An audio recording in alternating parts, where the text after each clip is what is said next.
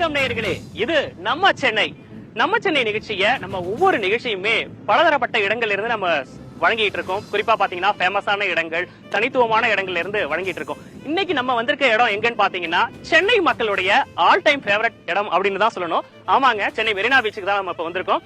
இந்த வெயில் நேரத்துல ஏன் இந்த இடத்துல இருந்து இந்த நிகழ்ச்சியை வழங்க போறோம் அப்படின்றதுக்கும் ஒரு காரணம் இருக்கு. ஏன்னு சொல்லிடுறேன். எதுக்காக அப்படின்னு பாத்தீங்கன்னா, வர 6ஆம் தேதி சென்னை விமானப்படையின் சார்பாக இங்க விமானப்படை சாகச நிகழ்ச்சி ஒண்ணு இங்க நடக்க போகுது. அதுக்காக பாத்தீங்கன்னா அதற்கான ஒத்திகை நிகழ்ச்சி இன்னைக்கு வந்து இங்க தொடங்கி இருக்கு. அது தொடர்பான செய்தியும் உள்ள இருக்கு, அதையும் நம்ம பார்க்கலாம். இப்ப பாத்தீங்கன்னா பிரம்மாண்டமா இருக்கு. இப்போ மெரினா பீச் நீங்க பாத்தீங்கன்னா வழக்கமா பாத்தீங்கன்னா அதிகமான ஆள் நடமாட்டம் இருக்கும். அங்கங்க சின்ன சின்ன கடைகள் இருந்து தான் பாத்திருப்பீங்க. ரொம்பவே பியூட்டிஃபுல்லா அதை வந்து சுத்தம் பண்ணி, அதாவது விமானப்படை அவங்களுடைய முழு கட்டுப்பாட்டுக்குள்ள இங்க வந்து கொண்டு வந்திருக்காங்க. இன்னைக்குதான் அந்த சாகசமும் இன்னைக்குதான் வந்து தொடங்கி இருக்கு அந்த ஒத்திகை நிகழ்ச்சி. இப்ப இந்த அரை மணி நேரத்துல நம்ம என்னென்ன விஷயங்கள்லாம் பார்க்க போறோம் அப்படின்றத நச்சுன்னு 4 வரியில பாத்துடலாமா? அட்டகாசமாக அமைச்சிருக்கும் விமானப்படை சாகசத்தின் மெரினா பீச்.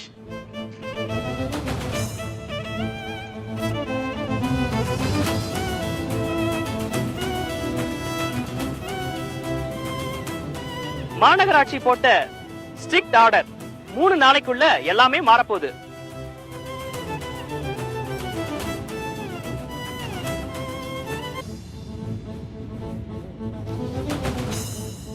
வட சென்னையில இருக்கிற மாற்றுத்திறனாளிகளுக்கு ஒரு குட் நியூஸ். சீக்கிரமே இ சேவை மையம் போக வேண்டியிருக்கும்.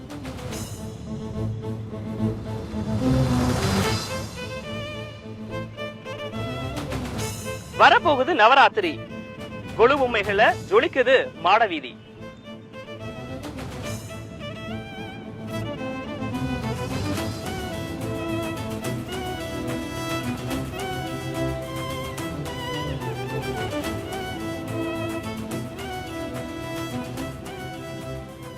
நம்ம சென்னையில முதல்ல பார்க்க போற பகுதி சாமானியரின் குரல்.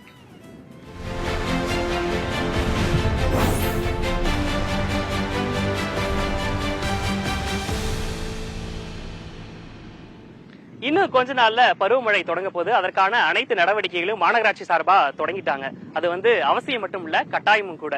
இப்படி இருக்க சூழ்நிலையில சென்னையில இருக்கக்கூடிய அந்த பேனர்களை அகற்றணும் அப்படின்னு சொல்லி மாநகராட்சி ஆணையர் ஒரு உத்தரவு போட்டிருக்கிறாரு. அந்த உத்தரவுல என்னென்ன விஷயங்கள்லாம் இடம்பெற போகுது, என்னென்ன விஷயங்கள்லாம் சொல்லியிருக்காங்க அப்படின்ற விவரங்களை வழங்குவதற்காக நம்மிடையே செய்தியாளர் ஆனந்தன் நினைக்கிறார். அவரிடமே நேரடியா நம்ம கேட்கலாம். ஆனந்தன், சென்னையில இருக்கக்கூடிய அந்த பேனர்களை அகற்றணும் சொல்லி மாநகராட்சி ஆணையர் உத்தரவு போட்டிருக்கிறார். அந்த உத்தரவுல என்னென்ன விஷயங்களை வந்து சொல்லியிருக்காங்க, எப்ப அகற்ற போறாங்க, எத்தனை நாளைக்குள்ள முடிக்கணும் அப்படின்றத சொல்லியிருக்காங்க?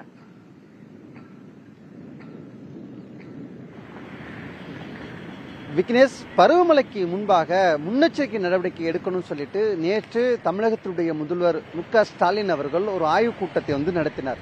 ஆய்வுக் கூட்டத்தை நடத்தி அனைத்து துறையுடைய அதிகாரிகளுக்கு ஒரு உத்தரவை பிறப்பித்திருக்கிறார். முன்கூட்டியே எந்த ஒரு உயிர் சேதம் இல்லாமல் நடவடிக்கை எடுக்கணும் இந்த பருவமழைக்கு அப்படின்னு ஒரு உத்தரவு கொடுத்திருக்காரு. அதன் அடிப்படையில் சென்னையில் பல்வேறு நடவடிக்கைகள் வந்து எடுக்கப்பட்டிருக்கிறது. இதற்கு முன்பாக இதையும் தாண்டி மண்டல வாரியாக பல்வேறு பணிகளை சென்னை மாநகராட்சியுடைய ஆணையர் முடக்கி விட்டிருக்கிறார். அதன் ஒரு பகுதியாக தற்போது சென்னையில் பிரதானமாக பேனர், பிளெக்ஸ் பேனர் வந்து அகற்றணும், 3 நாட்கள்ல வந்து அகற்றணும் அப்படின்னு ஒரு உத்தரவு வந்து பிறப்பிச்சிருக்காங்க. அந்த பணி சென்னை மாநகராட்சியுடைய பணியாளர்களை தீவிரப்படுத்தியிருந்தாலும் இன்னும் அதை துரிதப்படுத்தி முழுமையாக அப்புறப்படுத்த வேண்டும் என்பதே சென்னை மாநகராட்சியுடைய ஆணையர் உத்தரவு வந்து பிறப்பிச்சிருக்காங்க. இதற்கு முன்பாகவே பல்வேறு கட்டுப்பாடுகளை விதித்து பேனர் வைக்கிறதுக்கான அனுமதியை பெற்றுதான் பேனர் வைக்கணும்னு சொல்லிட்டு சென்னை மாநகராட்சி அறிவுறுத்தி கூறியிருக்கிறது. சென்னை உயர்நீதிமன்றம் இதற்கான தனியாக ஒரு உத்தரவை பிறப்பிச்சிருக்காங்க. மீறக்கூடிய நபர்கள் மீது உரிய நடவடிக்கை எடுக்க வேண்டும் என்று சென்னை உயர்நீதிமன்றம் ஒரு உத்தரவை பிறப்பிச்சிருக்காங்க.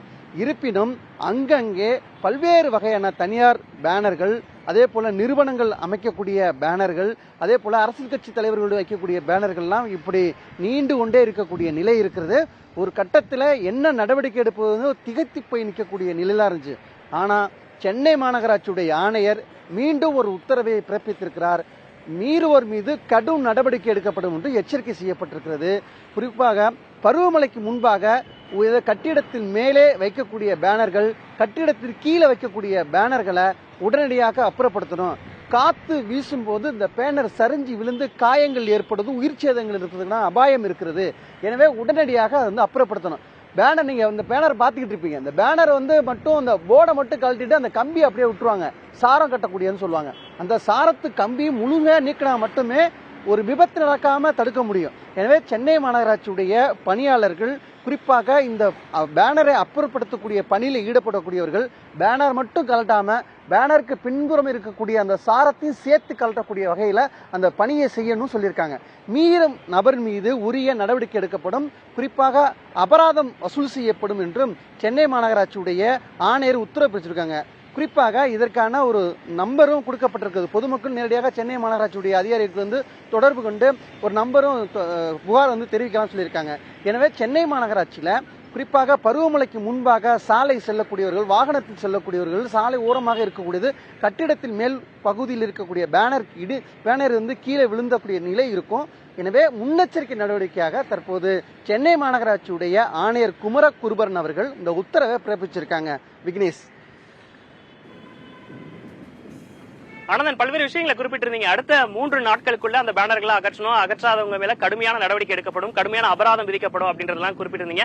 கடந்த காலங்களே நம்ம பார்த்திருக்கோம், பருவமழையின் போது பாத்தீங்கன்னா நீங்க சொன்ன மாதிரியே அந்த பேனர்ல உள்ள அந்த ஸ்டிக்கரை மட்டும் அகற்றிருப்பாங்க, அந்த சாரம் அப்படியே இருக்கும். அது பல இடங்கள்ல விழுந்து விபத்து ஏற்பட்டதையும் நம்ம பார்த்திருக்கோம். இப்ப அது மாதிரி நடக்காம இருக்கிறதுக்கு முழுமையான நடவடிக்கை எடுக்கணும் அப்படின்றதையும் அவங்க சொல்லியிருக்கிறாங்க. இருந்த போதும் இதெல்லாம் கண்காணிப்பதற்கு ஏதேனும் குழு அமைக்கப்பட்டிருக்கா? யார் இதெல்லாம் கண்காணிப்பாங்க? குறிப்பாக பருவமழைக்கு முன்பாகவே மண்டல வாரியாக ஒரு ஐஏஎஸ் ஆபீசர் வந்து நியமிச்சிருக்காங்க. பருவமழைக்கு என்று பிரத்யேகமாக இந்த பணியில வந்து ஒவ்வொரு இடமும் நியமிக்கிறது வழக்கமாக இருக்கிறது. ஏன்னா 2015ஆம் ஆண்டு இது தொடர்ந்து இந்த பணிகளை வந்து அரசு அதிகாரிகள் வந்து முடக்கி விட்டு செஞ்சுக்கிட்டு இருக்காங்க. இப்போ இந்த பேனர் வைக்கக்கூடிய அந்த நீக்கணும், அதே போல அந்த சாரத்தை எடுக்கணும் அப்படின்னு கண்காணிப்பதற்காக குழு அமைக்கப்பட்டாலும் அந்த மண்டல வாரியாக நியமிக்கப்பட்டிருக்கக்கூடிய அதிகாரிகள் தொடர்ந்து கண்காணிப்பில் இருப்பாங்க. வார்டு வாரியாக, ஜோனல் வாரியாக பிரித்து அந்த பணிகளை உடனடியாக அப்புறப்படுத்தக்கூடிய நடவடிக்கைகளை மேற்கொள்ளணும்னு சொல்லிட்டு ஆணையர் வந்து உத்தரவு பிறப்பிச்சிருக்காங்க. தொடர்ந்து மாநகராட்சியினுடைய பணியாளர்கள் தொடர்ந்து அந்த பணியில தீவிரமாக ஈடுபட்டு கொண்டிருக்கிறார்கள். இன்னும் 3 நாட்களில் முழுமையாக சென்னையில் இருக்கக்கூடிய அகற்றப்படும் என்று ஒரு நம்பிக்கை இருக்கிறது. அது அடுத்தபடியாக அகற்றாத பட்சத்தில் அவர் மீது உரிய நடவடிக்கை எடுக்கப்படும் என்று எச்சரிக்கையும் கொடுக்கப்பட்டிருக்கிறது. விக்னேஷ். கடந்த காலங்களை போல இல்லாம இந்த வாட்டி அதனை கண்காணிப்பதற்கு ஐஏஎஸ் அதிகாரிகள் குழு அமைக்கப்பட்டிருக்கிறது அப்படின்றதையும் சொன்னீங்க. விவரங்களுக்கு நன்றி ஆனந்தன். நம்ம சென்னையில நம்ம அடுத்ததா பார்க்க போறது பாத்தீங்கன்னா, நான் ஏற்கனவே இந்த பகுதிக்கு வந்தப்பயே சொன்னேன் ஏன் நம்ம இந்த பகுதிக்கு வந்தோம் அப்படின்னு சொல்லி. வரக்கூடிய 6ஆம் தேதி சென்னை விமானப்படையின் சார்பாக சாகச நிகழ்ச்சி ஒன்று நடக்க போகுது. அதுக்காக பல்வேறு ஏற்பாடுகள் இங்க பிரம்மாண்டமா செஞ்சுட்டு இருக்காங்க. நம்மளே இங்க பார்க்க முடியும். நம்ம வந்த உடனே இங்க பாத்தீங்கன்னா கூட அந்த சாகச நிகழ்ச்சிக்கான ஒத்திகை நடந்தது. அதாவது ட்ரெய்லரே சும்மா மிரட்டுற அளவுக்கு இருந்தது. அப்ப மெயின் பிக்சர் எப்படி இருக்கும் நீங்களே பார்ப்பீங்க. என்னென்ன விஷயங்கள்லாம் இடம் பெற போகுது அப்படின்றத ரமேஷ் நமக்காக வழங்கி இருக்கிறாரு. அதை இப்ப பாத்துட்டு வந்துடலாம்.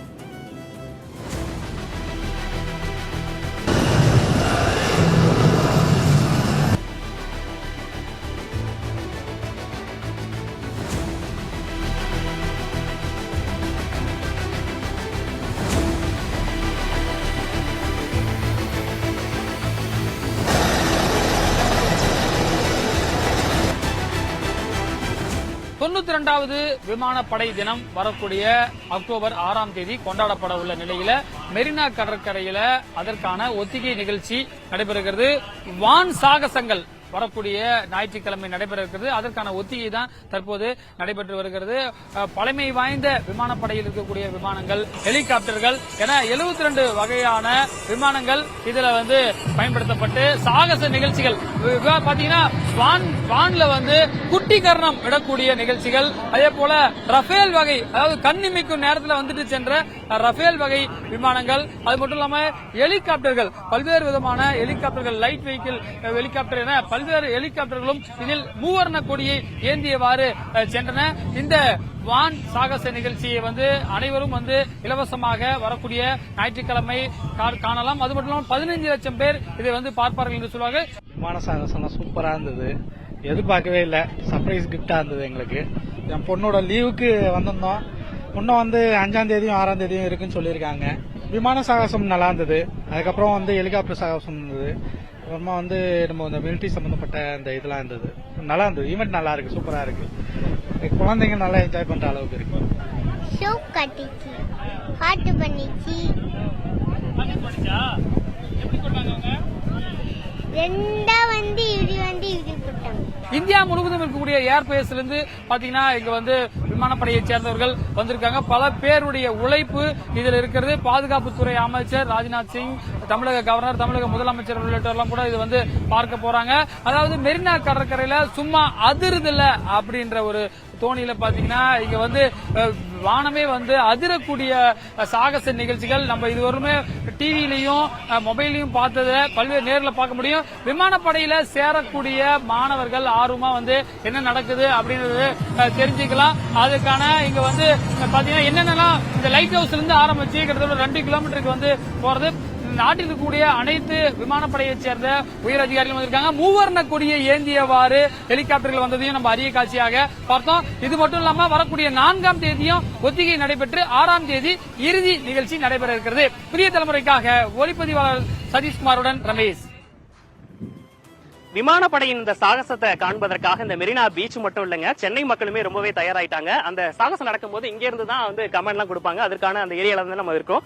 நம்ம சென்னையில இப்ப நம்ம அடுத்ததா பார்க்க போறது பாத்தீங்கன்னா பண்டிகைக்காகவே ஒரு ஸ்பெஷல் பிளேஸ் வந்து நம்ம சென்னையில இருக்கு. அதாவது சென்னையில ஒரு இடம் ரொம்பவே ஃபேமஸான இடம் கூட. இப்ப வேற பண்டிகை காலங்கள்லாம் வரக்கூடியது இல்லையா, அதனால அந்த இடம் பாத்தீங்கன்னா ரொம்பவே ஜெகஜோதியா ஜொலிக்குது அப்படின்னு சொல்லியிருக்காங்க. என்ன அப்படின்னு நான் சொல்றதை விட நம்ம செய்தியாளர் சுஜாதா சொன்னா இன்னும் நல்லாவே இருக்கும். பார்க்கலாம்.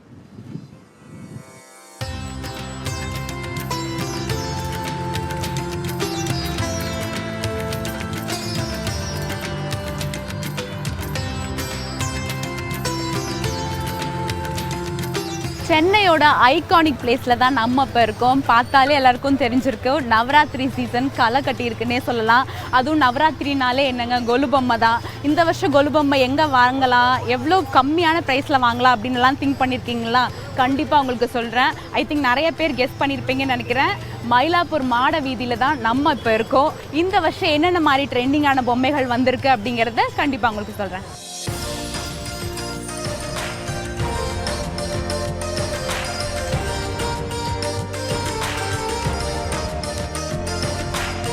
கொலு வைக்கணும்னு நினைக்கிறேன், ஆனால் ஸ்பேஸ் இல்லையே அப்படின்னு நினைக்கிறீங்களா? கவலையே படாதீங்க. உங்களுக்காகவே இந்த வருஷம் ட்ரெண்டிங்கில் இருக்கிறதே காம்பேக்டான மினியேச்சர் பொம்மைகள் தான். நீங்கள் இப்போ பார்த்துட்டு இருக்கிறது மினியேச்சர் ஸ்டெப்ஸு, அதே மாதிரி பொம்மைகள். ஸோ இது வந்து நீங்கள் பூஜை அறையிலேயே வச்சு சாமி கும்பிட்ற மாதிரியே இவங்க வந்து எல்லாமே வடிவமைச்சிருக்காங்க.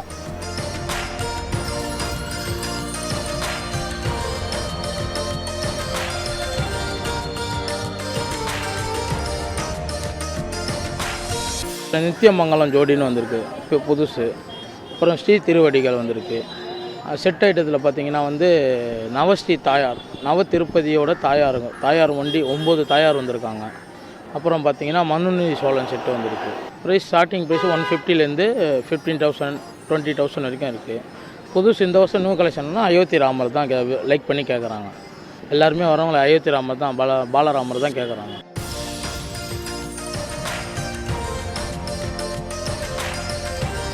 இது வெளிநாட்டில் இருந்து, அதாவது அமெரிக்காவிலேருந்து, கனடாவிலேருந்து எல்லாருமே இங்கே வருவாங்க. ஸோ நாங்களும் ஷிப் பண்ணுவோம். ஸோ அவங்களுக்கு என்ன பொம்மை தேவைப்படுமோ அதுக்கேற்ற மாதிரி வந்து அவங்க வீடியோ கால்ஸில் வருவாங்க. ஸோ தேவைப்படுறதை வந்து நாங்கள் பார்சல் பண்ணி அனுப்புவோம்.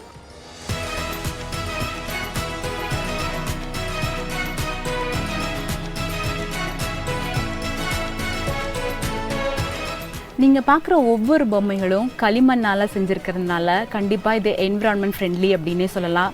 இந்த கலர்ஃபுல்லான யூனிக்கான பொம்மைகள் எல்லாமே ஸ்ட்ரீட் சைடில் மட்டும் இல்லாமல் பெர்மனன்ட் ஷாப்ஸ்லேயும் அவைலபிளாக இருக்குது.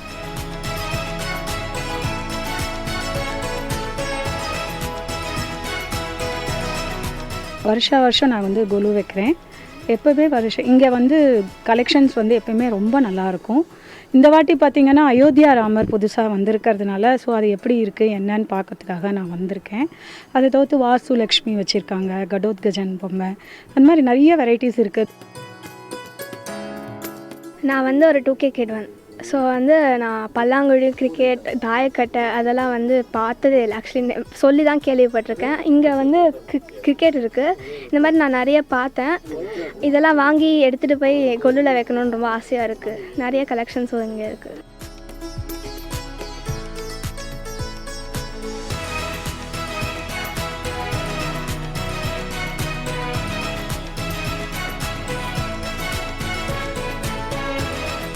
காலையில் 10 மணிலேருந்து ராத்திரி 11 மணி வரைக்கும் இங்கே இருக்கிற எல்லா கடைகளிலும் அவைலபிளாக இருக்குது. ஸோ நீங்கள் எப்போ வேணாலும் வந்து கொலு பொம்மை எல்லாம் வாங்கிக்கலாம்.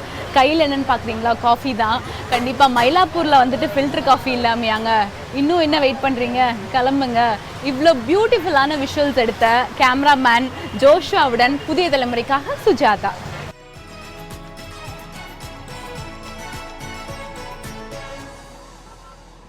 நவராத்திரினாவே கொலுபொம்மைகள் தான். அந்த கொலுபொம்மைகளை எங்க வாங்கலாம், எந்த மாதிரியான இடத்துல வாங்கலாம் அப்படின்றத ரொம்பவே பார்த்தோம் இந்த செய்திக்குள்ள. நம்ம அடுத்த பார்க்க போறதும் பாத்தீங்கன்னா இந்த கொலுபொம்மை பத்தி தான். இந்த மாதிரி வெரைட்டியான செய்திகள் தான் உங்களுக்கு காத்துட்டு இருக்கு. நம்ம இப்ப இருக்கக்கூடிய இந்த பாதை பாத்தீங்கன்னா மாற்றுத்திறனாளிகளுக்காக ஸ்பெஷலா அமைக்கப்பட்ட இந்த பாதை. ஏன்னா அவங்களுமே வந்து கடல்ல போய் கால் நினைக்கணும் அப்படின்றது ரொம்ப ஆசைப்படுவாங்க இல்லையா? அவங்களுக்காகவே பிரத்யேகமா அமைக்கப்பட்ட இந்த இடம் தான். நான் ஏன் இதை இப்ப கனெக்ட் பண்ணி சொல்றேன்னு பாத்தீங்கன்னா, இப்ப மாற்றுத்திறனாளிக்கான ஒரு யூஸ்ஃபுல்லான ஒரு இன்ஃபர்மேஷன் தான் இப்ப நம்ம சொல்ல போறோம். ஏன்னு பாத்தீங்கன்னா இ சேவை மையம் மூலமா அவங்களுக்கு ஒரு புது திட்டத்தை வந்து கொண்டு வர போறாங்க. அந்த திட்டம் என்ன அப்படின்றத விவரிக்கிறாரு நம்ம செய்தியாளர் விக்னேஷ் முத்து. அதையும் பார்த்துடலாம். சென்னையைச் சேர்ந்த மாற்றுத்திறனாளிகள் அரசு வழங்கக்கூடிய திறன்பேசி பெற விண்ணப்பிக்கலாம் என்று சென்னை மாவட்ட ஆட்சியர் ரஷ்மி சித்தார்த் ஜெகடே அழைப்பு விடுத்திருக்கிறார். வட சென்னைக்கு உட்பட்ட பார்வை மாற்றுத்திறனாளிகள், செவித்திறன் குறைபாடு இருக்கக்கூடிய மாற்றுத்திறனாளிகள், வாய் பேச முடியாத மாற்றுத்திறனாளிகள் தங்களது அடையாள அட்டை மூலம் இந்த திறன்பேசி பெற இன்னும் ஒரு வார காலத்திற்குள் அரசின் இ சேவை மையம் மூலம் விண்ணப்பிக்கலாம் என அழைப்பு விடுக்கப்பட்டிருக்கிறது. அதன்படி மாற்றுத்திறனாளிகள் தங்களுக்குரிய தேசிய மாற்றுத்திறனாளிகளுக்கான அடையாள அட்டை, ஆதார் அட்டை, தாங்கள் பயிலக்கூடிய இளங்கலை, முதுகலை அந்த சான்றிதழ்கள், அதே போன்று பணிபுரியவர்கள் தங்கள் பணியில் இருக்கக்கூடிய அந்த சான்றிதழ்கள் மூலம் இதற்கு முழுமையாக ஒரு வார காலத்திற்குள் விண்ணப்பிக்கலாம். விண்ணப்பிக்கக்கூடிய மாற்றுத்திறனாளிகளின் முழுமையான ஆவணங்கள் அனைத்தும் சரிபார்க்கப்பட்டு தேர்ந்தெடுக்கப்பட்ட மாற்றுத்திறனாளிகளுக்கு அரசு மூலம் உடனடியாக இந்த திறன்பேசி வழங்கப்படும் எனவும் தெரிவிக்கப்பட்டிருக்கிறது. புதிய தலைமுறைக்காக ஒளிப்பதிவாளர் நரேஷுடன் செய்தியாளர் விக்னேஷ் முத்து.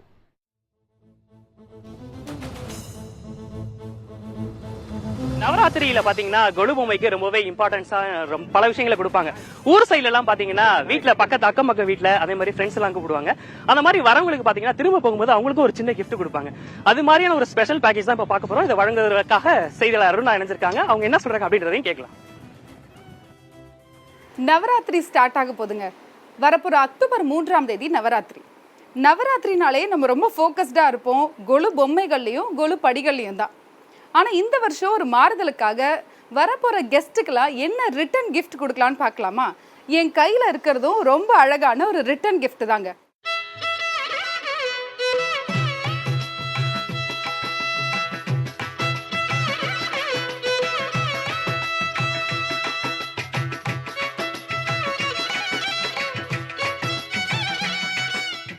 மினி பூக்கூடை, மீனாக்கரி குங்கும சிமிழ், துளசி மாட விளக்கு, பித்தளையில் செய்யப்பட்ட அஷ்டலட்சுமி, சிறிய கோலமனை, உப்பு ஜாடி, கற்பக விருட்சம், குட்டி குட்டி பிள்ளையார் சிலைகள், இப்படி விதவிதமான நிறைய ரிட்டன் கிஃப்ட் இருக்கு. ஹேண்ட்கிராஃப்டட் ஐட்டம்ஸ், ஹேண்ட்மேட் ஐட்டம்ஸ், ரொம்ப யூனிக்கான ஐட்டம்ஸ் தான் கிடைக்கும் உங்களுக்கு.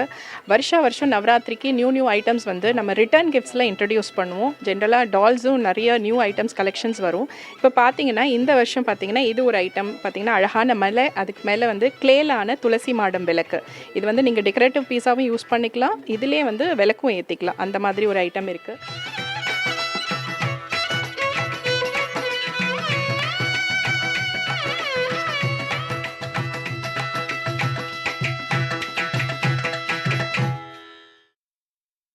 இப்போ நம்ம முன்னாடி இருக்கிறது மினியேச்சர் கொலுங்க.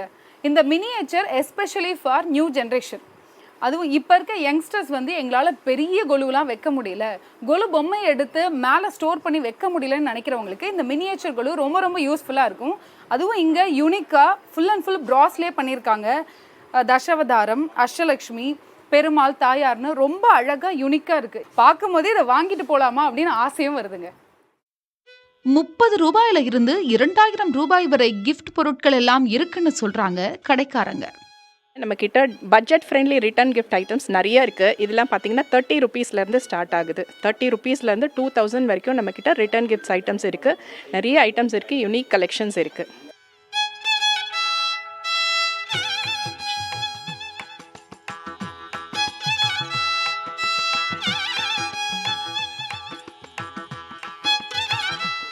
இன் டீட்டெயில்டாக நிறைய ரிட்டர்ன் கிஃப்ட் நம்ம பார்த்தோம். இந்த கடையில் ஒவ்வொன்றுமே யூனிக்காக இருக்குங்க. எனக்கு இந்த கடையில் ரொம்ப பிடிச்ச ரிட்டர்ன் கிஃப்ட் பார்த்தீங்கன்னா இந்த மரப்பாச்சி பொம்மையில் செஞ்ச இந்த அழகான பொம்மை தாங்க. இந்த மாதிரி நிறைய பொம்மைகள் இருக்கு. இந்த வருஷம் கொலுவை ரிட்டர்ன் கிஃப்டோட என்ஜாய் பண்ணுங்க.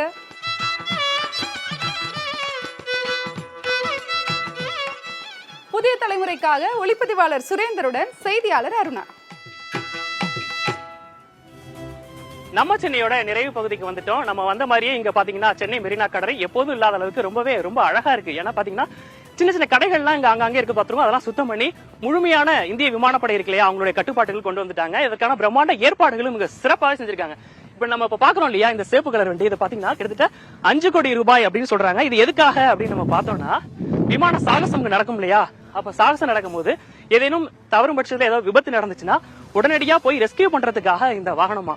கிட்டத்தட்ட ஒரு 10க்கும் மேற்பட்ட பணியாளர்கள் அதிகாரிகள் இதுல பணியாற்றுவாங்களாம்.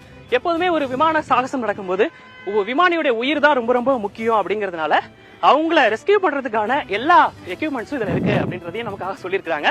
இப்ப நீங்க நேரடியா பார்க்கலாம், இதுல அவ்வளவு விதமான எக்யூப்மெண்ட்ஸும் இருக்கு, தயார் நிலையில இருக்கு. அடுத்த 6 நாட்களுக்குமே அவங்க இந்த பகுதியில தான் இருப்பாங்களா. குறிப்பா 6ஆம் தேதி இந்த விமானப்படை சாகசம் நடக்க போது காலையில 11 மணிக்கு தொடங்கி சுமார் 1.5 மணி நேரம் நடக்க போது 72க்கும் மேற்பட்ட விமான சாகசங்கள் இதுல இடம்பெற போறதா வந்து சொல்லியிருக்காங்க. இன்னைக்கு ஒத்திகை நிகழ்ச்சி நடந்தது இல்லையா, இந்த ஒத்திகை நிகழ்ச்சியை பார்க்கறதுக்கே ஏராளமான பொதுமக்கள் இந்த பகுதியில வந்திருந்தாங்க. அதையும் நம்மளால பார்க்க முடிஞ்சது. இப்ப நமக்காக பாத்தீங்கன்னா இங்க வந்து நிறைய எக்யூப்மெண்ட்ஸ் எல்லாம் கொண்டு வந்து இறக்கிருக்காங்க. ரொம்ப பாதுகாப்பான முறையில இதை நடத்தணும் அப்படின்றதுக்காக. இதுக்கு முன்னாடி இந்த விமான சாகசம் பாத்தீங்கன்னா டெல்லியில அதிகமா நடந்திருக்கு, பெங்களூர்ல எல்லாம் நடந்திருக்கு அப்படின்னு சொல்றாங்க. சென்னை மக்களுக்கு இந்த விமான சாகசத்தை பாக்குறதுன்றது ஒரு வரப்பிரசாதம் தான். அதுக்காக தயாராயிட்டாங்க. இப்ப நாளைக்கும் கூட ஒத்திகை நிகழ்ச்சி எல்லாம் வந்து நடக்க போகுது. அதெல்லாம் வந்து சூப்பராவே இருக்க போகுது. அதுக்காக நீங்க வந்து நிறைய விஷயங்கள் வந்து புதிய தலைமுறை உங்களுக்காக வழங்குறது இருக்கு. இதோட நான் கிளம்ப வேண்டிய நேரம் வந்தாச்சு. மீண்டும் சந்திப்போம். நன்றி, டாடா, பை பை.